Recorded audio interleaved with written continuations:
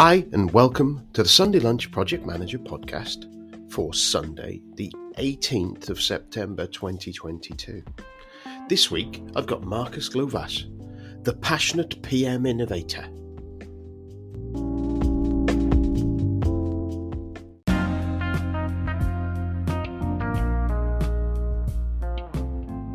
So this week we are again supported by Tamplo. Tamplo is a online tool that turns meetings into actions and has a number of different features. The bit I'm going to talk about today is around the project and task management and follow-up. Essentially, you have a clear dashboard that shows you an overview of scheduled tasks, alert for late tasks, an overview of team's progress. It saves you jumping into your Outlook and being diverted by that morass of email that we get. You can create your own daily plan in there, or you can, as a project manager, you may be assigning tasks to people, and those people can look at those, have their own daily plans, adding in their own specific items they've got to do, as well as the things allocated to them.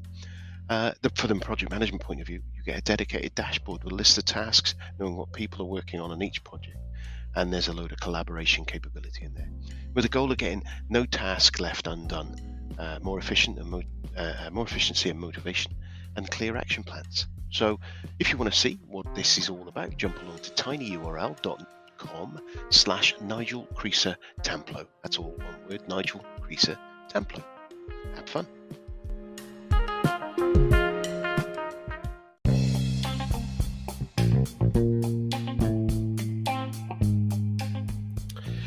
So, what's been going on since my last podcast? Well, I just returned back from holidays on my last podcast, and unfortunately, at some point, I had picked up an ear infection. So I had my 24th wedding anniversary, but most of it I didn't feel particularly well. Quite a bad pain in both ears, which was really irritating. So most of the week before last was wiped out from that, and then this last week has been catching up at work, trying to catch up with everything that I'd missed out and from the week before. So it's been a bit of an interesting week. Also meant it's been quite busy. One of my podcast interviews I had scheduled, or conversations I scheduled for the week before, I couldn't do because I couldn't hear very well, and probably wasn't in a very good, interesting, engaging manner to be able to interview. So I've got to reschedule a couple of those intro conversations and conversations that I need. So that's these things happen though. It's funny, I was listening to a podcast the other day which made me think, and I'm going to do a little blog on it at some point. The podcast is a podcast called Running Commentary with Paul Tonkinson and Rob Deering, two comedians from the UK, and they run and they chat, and they talk about running. But they were talking about, Rob was talking about when he was on holiday in South Wales a few weeks back, and how he and his daughter were in the sea. There's quite a lot of waves, and the waves were hitting them, and they were discussing about how the sea was a good metaphor for how waves hit you through life, and different things happen and you have to adapt, and sometimes you'll get something that hits you as a wave and you deal with it and you elegantly glide over it. Sometimes the same wave can hit you, they're all different, but a similar wave can hit you and you're just flat on your face. So and it's kind of a bit like that with projects as well, and life in general, and kind of you just got to adapt with it. But I haven't quite formalised all of the ideas around how that standing in the sea and dealing with waves and catching a wave if you're trying to surf. Sometimes that's how we are in projects, where we'll have that feeling of, is this project ever going to settle down? And actually, probably not, because that's what we're here for. When you have a project, when it is difficult, you're there because it's difficult. If this was easy, we wouldn't be doing it, and they wouldn't need someone to look at these ideas and look to the horizon and see the big wave coming or a tsunami coming and getting ready to deal with it. So yeah, I just thought I'd share that with you. So not a lot to talk about really this week. So I'm going to let you get on with listening to Marcus. It's a really interesting conversation about innovation and innovation within the project space as well. And we kind of go down a number of different rabbit holes, as we always do. So I hope you enjoy it. Cheers. Today, I am delighted to welcome Marcus Glowasz to the show. Marcus is a project leadership coach and advisor, helping project leaders, teams to future-proof their ways of delivering and managing projects, drive change in today's fast-paced, high-growth and rapidly changing global environments, and become effective leaders and role models in their practice. With almost 3 decades of international experience in technology-driven projects, working with numerous organizations from large corporations to small business practices across various industries, he has developed an obsession and a passion for innovation and advancement of the project management practice. His expertise is in driving required behavioral and cultural changes to improve project resilience and robustness, adopt a continuous improvement mindset, and transition to a future-proof and evidence-driven project management practice. He has an executive MBA from Henley Business School in the UK, professional certificate in executive coaching from Henley Business School, PMI, ACMP, PMP, PGMP, Prince Certified, Managing Successful Programs Certified Practitioner, and a Certified Practitioner from Stanford University. Marcus, with that glowing set of credentials there and that passion that we see from your bio there, welcome to the show. Thank you very much, Nigel. I'm happy to be here, and thank you for the invitation. It's brilliant. It's great to have you on. Do you want to just give us a little bit more background? We've got quite a lot of detail there kind of about your professional life. What about you? Where are you? People might be trying to sit in there and go, right, I'm trying to work out the accent. Where is that from? Tell us a little bit about you and your personal circumstance. Sure. So I'm originally from Germany. I'm based in Switzerland, though. I mean, it's next door, basically. Yeah. But I'm originally from Germany. As you said already, I worked actually for quite a while in project management. I worked in actually large projects. I actually worked also in various continents. I worked in the US, I worked in South America, I worked in various countries in Europe. And that I think that formed also you can say kind of my mindset to be more open for new things, especially in the project management space, which I believe is really required to move things forward. Yeah, brilliant. Yeah, so and I think a lot of the things that I think we're seeing more now is that recognition of project management being a skill that people need. In fact, I was talking on LinkedIn the other day. It was Joe Paz had put something up about he'd done a half marathon and he'd planned it out as a project, which absolutely done the same myself with training plans. A training plan is a project plan. You start looking at it and all those sort of things, and I heartily believe and say it's a life skill that we should teach at a lower level than we do, waiting until someone's gone through. Well, I suppose we hit universities more often, but quite often people aren't trained this until they've got 10, 15 years into their career, and then they go, oh, you'll be good as a project manager. Let's drag you into that. That's historically, I know that's changing quite a lot now. People are looking to become project managers when they're heading out of university or even before then. But so thinking about all the projects you've been involved with, what is it that you talk about innovation and you talk about improving project management? And I think from talking to you, your focus is around how to innovate the project management professional, right? And think of that. Yeah, that's a good question. And I actually share your view in terms of, or what you said, in terms of more formalizing the project management practice and the skill sets behind that, because I have seen that actually a lot in organizations where people just get pushed into this role of a project manager without having any formal education on project management practices and anything behind it. They're just basically we're observing other people, and then people say, you just have to put together a project plan and track things. How hard can that be, right? But I think that needs to be taken much more seriously, right? Especially as you mentioned, everything is nowadays a project. And also the other thing is, we know that everything became much more complex and faster moving in organizations and in the world in general. And we have a lot of information to process and a lot of more dependencies that drives basically the complexity, because with the digitalization, all these kind of things, there are way more dependencies, right? And that requires a good skill set to manage projects in terms of not only dependencies, but also the attached risks to it, issues, the whole stakeholder management, which is all obviously becoming way more global than it used to be. And this requires a different skill set. It needs to be more formalized, right? And in terms of innovation, when you look at it in project management, there hasn't been much progress or much innovation at all over the many years. And I have seen that just to give you a little bit more background, how I actually came to the whole topic of innovation and project management.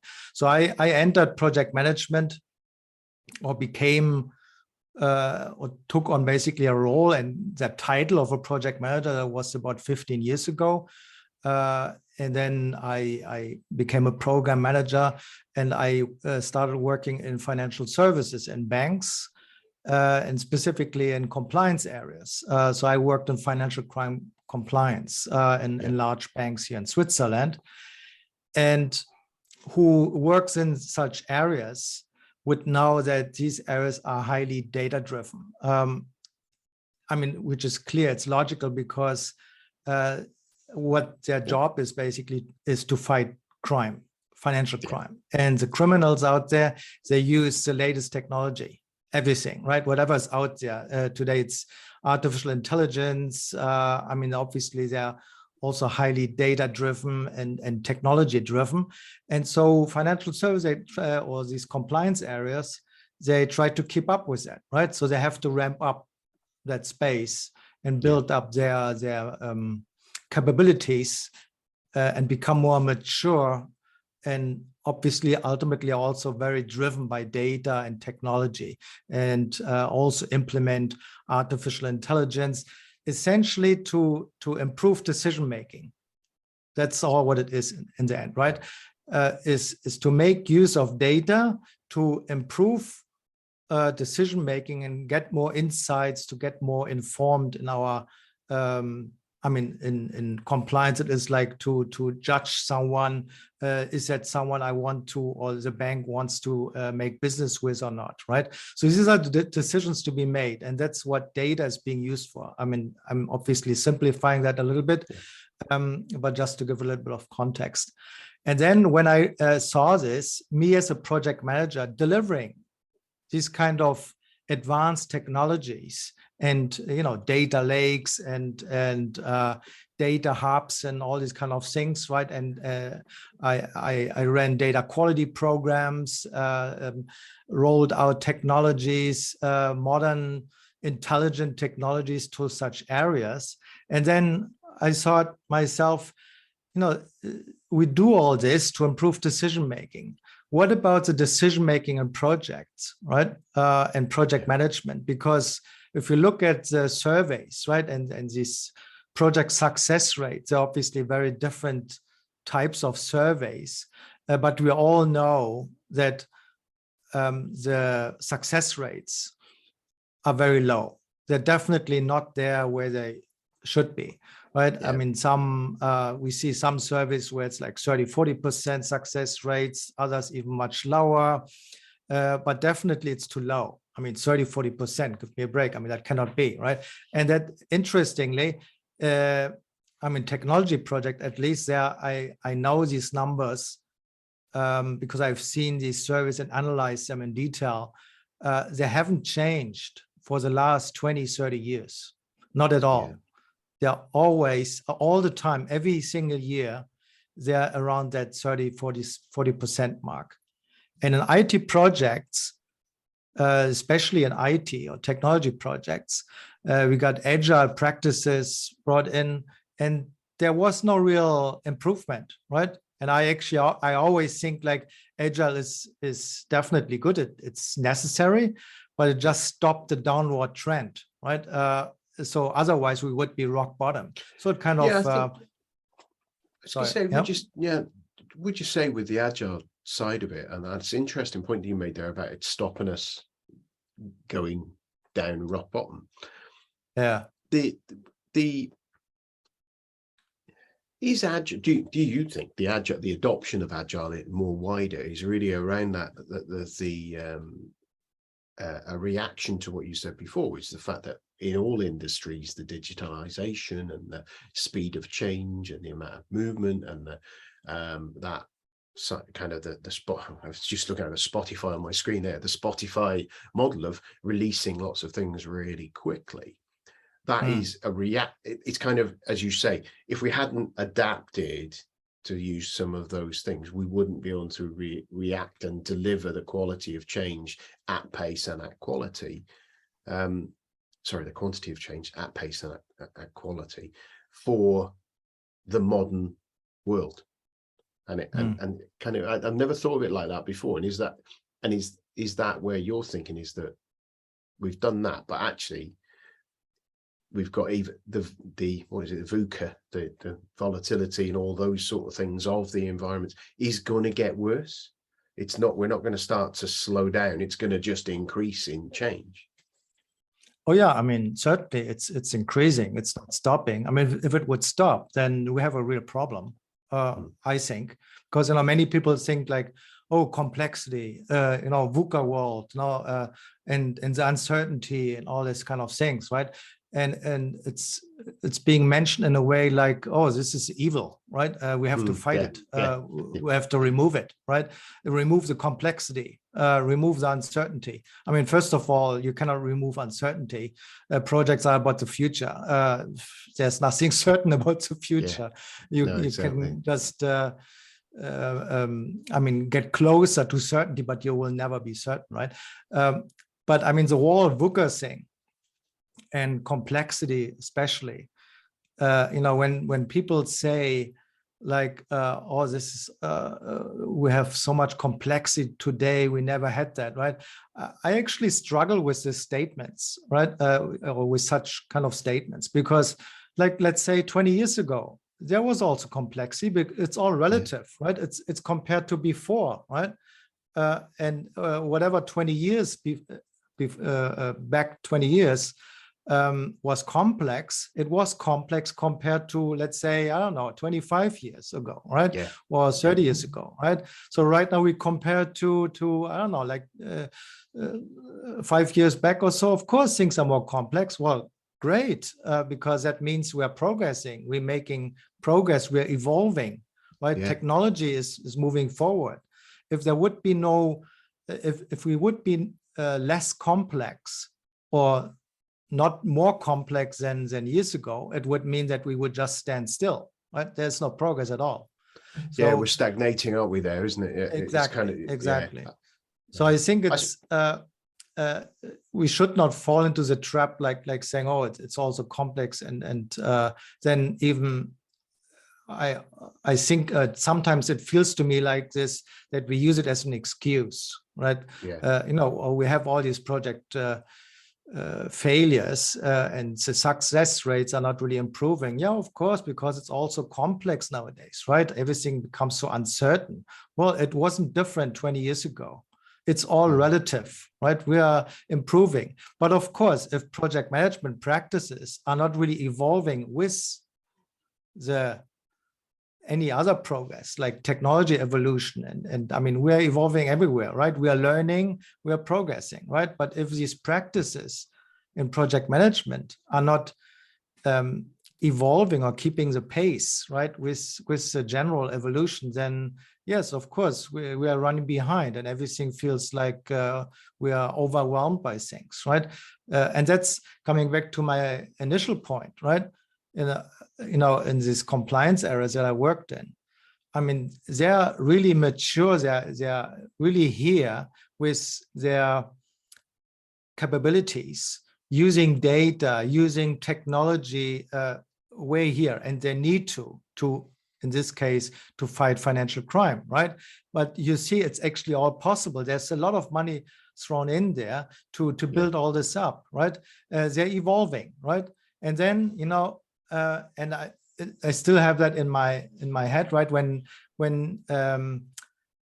these compliance areas or these business areas, then they reach out to project teams or change teams, technology teams, and say, oh, we have a change here. We need to get that done as quick as possible, right? I don't know, like within a month or so. Then we're saying, oh, hold on, right? We don't have that capability, right? We have to follow our process and our whatever we have at our disposal to deliver projects, which is not in line with their capabilities. There's a gap. Yeah. You know what I mean? So there's a gap between the demand and they're following the evolution. They're actually going with the general evolution, but project management is behind, is running behind. We have that gap. And then, as I said, it's all ringing in my ears still, right? When I hear people saying, yeah, we would like to get that delivered then and then, but you know, a project manager or the change team or the project team, they're not that fast, so we have to wait for them.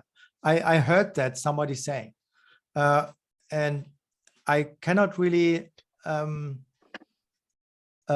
disagree with that, because it's true. Yeah. We are not as far ahead like other areas, right?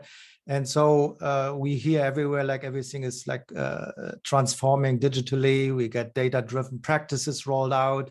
Everybody says, yeah, data is a new oil, data is an asset, etc. Well, where is it? In project management, right? The entire organization gets transformed, except project management. Is that what it is? So there's something wrong, right? And it can be done, right?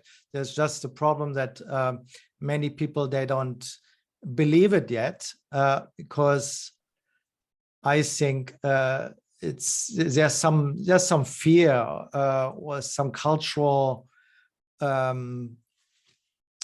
restriction or boundaries that keep people away from this kind of more modern and innovative practices. You know, we have worked in project management forever, based on out of our experience, our skills, right? We get all certified, right? We get all these practices. We know how to estimate tasks, etc., etc. We have all the techniques, right? We have all this, right? And then you get told, if we use data and data analytics and these kind of things, right, then it can prove you're wrong in certain things, right? Well, people don't like that, right? And it feels like, you know, we are outsourcing things. That's, I believe, it feels to many like this.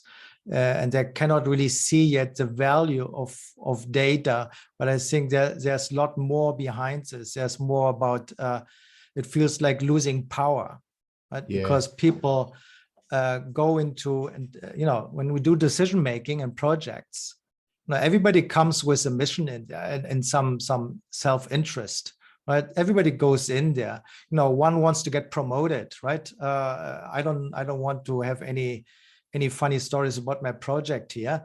I want to basically show up as a superhero. The other person has some other political motivations, everyone comes on with a different interest, right? And then if you put data at the table, or the insights that you can derive from data, then it's a different game out of the sun, right? And I believe there's a lot of fear around this. And that's basically what I'm working on, right? To get to the bottom of it and understand what is the motivation that people are actually afraid of this, or are just going like halfway, basically using data just to confirm their own ideas, right? Which is not using confirmation bias, isn't it? Yeah, exactly. That's what it is.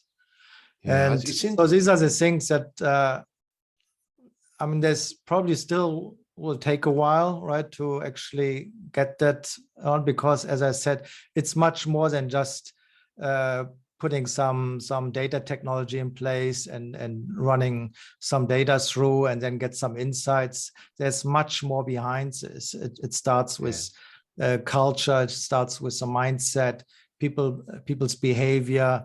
Then we have the more old-fashioned people who reject data altogether. They don't want to hear data. Then we have on the other side, we have the younger generation who are all analytics driven. They say data is a single source of truth or something like this, which is also wrong in my view. It doesn't exist really like this, or it's misleading at least. Well, you can interpret it differently, can't you? It's whilst you can, and maybe we'll get into this in a minute, but you get some of the tools and techniques that can produce some insights and present a number of flags. And you were talking about the compliance industry and the way that would do. What they do, they'll pull out a load of potential issues, and then you layer human intelligence on top of those to go, actually, what is driving that? Actually, is there a correlation here? And is it correlation, or is it causality, or is it correlation? And the same thing with project insights, isn't it? If you sit there and go, right, okay, because we use this technology, we're always late. Okay, great. Is that because of the technology, or is it because our skill sets aren't right? And we need to change it. It's not the technology, because you could make the decision, well, we won't use that technology. And that might not be right. It might be the right technology for the job, but you're putting the wrong people on the tooling. And it become, and I know I've spoken to a couple of people on using AI, and to me, interpretation of data a lot of the time it's AI. It's just how developed it is. It's, do you know what I mean? It's putting a set of rules in to interpret some data and give you a question or an answer out of it. I use AI all the time on the data that I get from my emails to decide whether to read them or not. That's AI, but it's also data, isn't it? They're very much, I think they're very much hand in glove on that. And it's just the scale of the data you're using and application of it. And it makes me wonder on project management, on that data and these data that we use, where we get it from. Because I see over my career now in project management, I've seen buckets of data in odd places. Microsoft Outlook, massive amounts in there. Project plans in PowerPoint. Excel spreadsheets with project plans and risk logs in there. A portfolio and program management systems that have data in there that's copied from another system and hand keyed in, but doesn't necessarily connect. So you couldn't join one bit. These and I guess some of the fuzzy magic that you can do with some of the data these days can help with that sort of stuff. Is how do you see us taking that project data? Now, I imagine in the finances side, there's probably quite a lot of data that's quite accurate and quite available, but that isn't enough, is it? There's the rest of it that is, how do we get that data in a place that we can reuse it? That's question number. I think that's my biggest question, actually, because once you've got it, the getting it out, there's tools that are magical that can do that, but getting it in there, getting it in a place that we can use. Well, how do you see us changing? That is a very good question. And of course, there will be some standardization will be required of some sort, right? But beforehand, it's something else. It comes back to the people behavior, right? Because as you said, right, the data or project data like schedules and risk logs and all this kind of things, it's flying around everywhere, right? And I mean, think about this, and I'm guilty myself, right? When I run projects, so I'm, for example, I have a Microsoft project plan, right? Which I used to have really detailed. I enjoyed doing that, and to the real nitty-gritty stuff, right? But then, once you actually on your finish line, right, and actually deliver that project, and you have a go live, right, then you're all of a sudden you're facing different problems, and your project schedule is kind of, you lose the focus in terms of maintenance, and you just dump it somewhere on some SharePoint, which for me, it always feels like a shredder, because it's going nowhere. It's it's a dusty shelf at best, isn't it? Yeah. Can I get, as it's just you and me talking, can we just get a little confession out of you here? And I'll confess as well, is that the other thing is there's 2 copies of that project plan quite often. There's the declared project plan, and then there's the other one that's on your C drive that you think is really going to happen at times. And this is precisely the point, what I think, before we talk about any data standardization and this kind of things, there's a different aspect. The first thing is really like to make sure that you actually store your data and maintain your data, that it's actually appropriate. And that, I mean, I have project schedules that I just dumped there, and I haven't really maintained them that diligently, that you can say this is a complete picture of the truth. And then on top of it, of course, you will not disclose a lot of things, right? You have your as you said, your C drive copy, right? Because as usual, right, or as often it happens in projects, right, there are some workarounds need to be applied. There might not really that according to organizational policies. No, you don't want people to know that. Well, and I mean, you might also get stoned for the word contingency in a project plan. Yes, you know what I mean? Exactly. That's exactly. And I've seen that happen before now, where people are going, well, you can't put contingency in, and I'm like, if someone comes to me with a project plan without contingency in, that's not I don't believe it. It's a happy path plan. But and other organizations I've been in, they've kind of said, well, you can't say contingency. You can't say there's contingency in there. And so actually, so you go, all right, so this is the real work there. And then you've got your own plan where you think it's 10 days dev, and you've got 5 days duration contingency because you're not sure on whether it's going to be there. So you end up declaring the one that is acceptable, but the real one where you've got that little bit of bunts in your pocket. And it's about expectation management. It's about protecting yourself,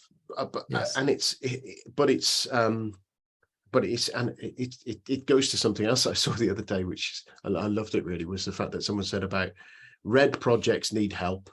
Green projects need to be looked at and do more reporting, because more than likely the green projects have got someone to hide, and the red projects actually need help. They don't need extra reporting. They don't need extra information. They need someone to go in and help them solve a problem.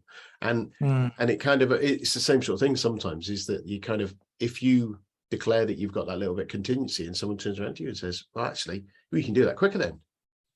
No. This is my best estimate of what I think it will be. Well, we take out the contingency. What's the date without the contingency? And suddenly, we'll go for that then. As soon as you declare that early date, that's the date. I had a big argument once with someone around the fact, they said, right, I think it was 2 weeks difference. They said, you need to know that you can make the date. And I said, well, I can make that date.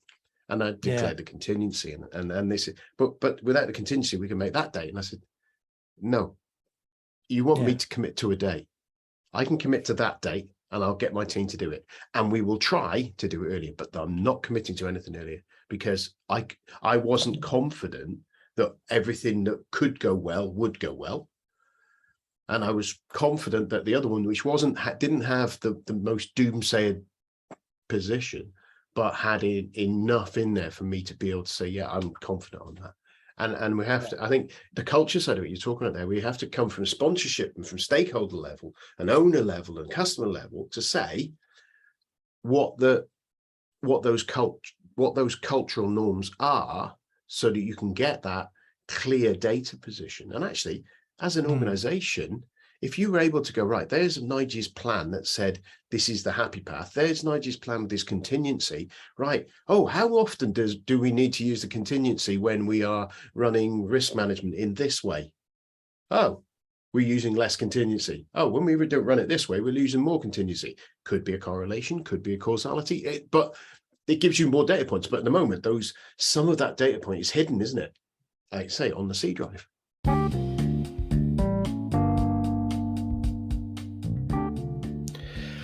Brilliant. I hope you really enjoyed that conversation with Marcus. He will be back next week with the second part of that interview. In the meantime, have a great day. Cheers now.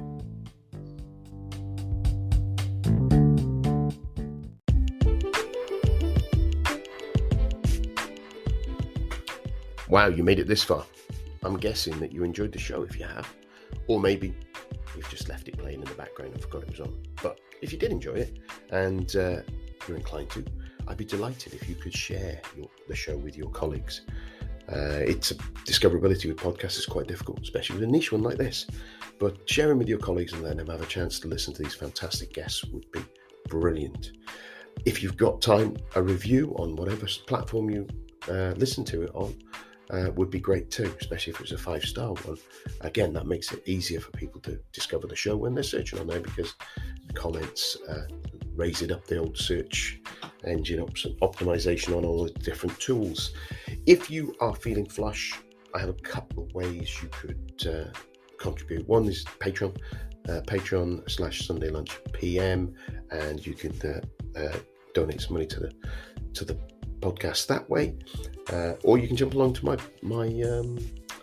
website, nigelcreaser.com, www.nigelcreaser.com, and click on the link to the shop, and in there you've got all my books that I've created in the varying different guises, a number of different ways you can grab a copy of those. And down the bottom I've got the my guests' books, so everyone who's been on here, if they've had a book, I've got a link to their book in there, and Amazon give me a little bit back for when someone buys from them. But more importantly, if you come back next time and listen, I'll be delighted. So I'll leave you alone and let you get on with your day now. Thank you. Bye. Well, it's goodbye from me, Nigel Creaser, and it's goodbye from him, the Sunday Lunch PM. Goodbye.